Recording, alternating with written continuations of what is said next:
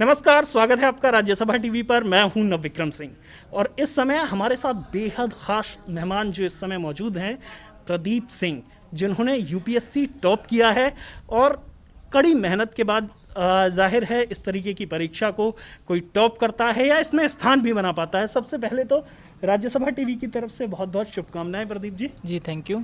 प्रदीप जी, पहला सवाल आपसे पूछना चाहूँगा, क्योंकि हर कोई जानना चाहता है कि इतने बड़े एग्ज़ाम को क्लियर करने के बाद के लिए कितनी मेहनत लगती है। आपने कितने अथक परिश्रम के बाद इसे क्लियर किया है, टॉप किया है? जी देखिए, यूपीएससी एक काफ़ी कोविटेड एग्ज़ाम है। बहुत सारे कैंडिडेट्स इसके लिए तैयारी करते हैं और काफ़ी मेहनत करनी पड़ती है, ऐसी बात नहीं है। और मुझे लगता है कि कोई भी इंसान इसको क्रैक कर सकता है जो डिटर्मिनेशन और फोकस के साथ तैयारी कर रहा है और कंसिस्टेंसी से अगर इसके लिए मेहनत करता है तो इट इज़ अचीवेबल।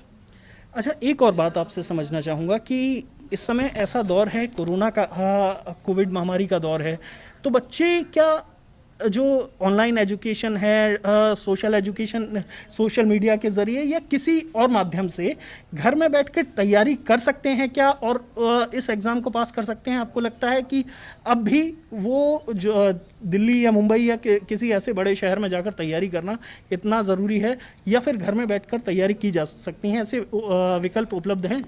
जी बिल्कुल, मुझे लगता है कि अभी यूपीएससी का ट्रेंड पिछले कुछ सालों से एग्ज़ाम का इस तरह का हो गया है कि कोई भी स्टूडेंट अगर घर से तैयारी करना चाहता है तो कर सकता है, क्योंकि there are ample amount of information and videos are available on various platforms, YouTube and all these online classes are also there. And अभी जैसे कोरोना का चला हुआ है तो बहुत सारे स्टूडेंट्स अभी घर से ही तैयारी कर रहे हैं और बहुत सारे अभी टीचर्स ने और इवन कोचिंग इंस्टीट्यूट्स ने भी ऑनलाइन क्लासेस देनी स्टार्ट कर दी हैं। तो मुझे लगता है कि इस समय में हम ऐसी कोई ज़रूरत नहीं है कि किसी स्टूडेंट को दिल्ली और मुंबई या बड़े शहरों में जाकर ही तैयारी करनी पड़े। वो अपने घर से भी तैयारी कर सकते हैं। ऐसी कोई इसमें ऐसी कोई बात नहीं है कि सिर्फ बड़े शहरों में जाकर ही आप तैयारी कर सकते हैं। एक और सवाल पूछना चाहूँगा बैकग्राउंड को लेकर, क्योंकि अक्सर सभी विद्यार्थी और बाकी लोग जानना चाहते हैं कि जिसने यूपीएससी टॉप किया है वो किस बैकग्राउंड का लड़का है, किस तरीके से आपने किस स्ट्रीम से पढ़ाई की थी, ग्रेजुएशन की थी, परिवार का किस तरीके से सपोर्ट रहा? जी देखिए, मैंने जो स्कूलिंग करी है वो शंभू-दयाल मॉडर्न स्कूल सोनीपत से ही करी है, लोकल मेरी स्कूलिंग हुई है। और उसके बाद जो मैंने बीटेक करा है कंप्यूटर साइंस एंड इंजीनियरिंग में डीक्रस्ट मुरथल यूनिवर्सिटी से, वो भी सोनीपत हरियाणा से ही है। और उसके बाद से ही मैंने फिर एसएससी का एग्ज़ाम दिया था। उसमें I have been working as income tax inspector in Delhi since 2015 और जॉब के साथ ही मैंने इसकी तैयारी करी और ये मेरा 4th अटैम्प्ट था जिसमें मुझे जाके ये सफलता मिली। बिल्कुल प्रदीप, बहुत बहुत शुभकामनाएं आपको राज्यसभा टीवी की तरफ से।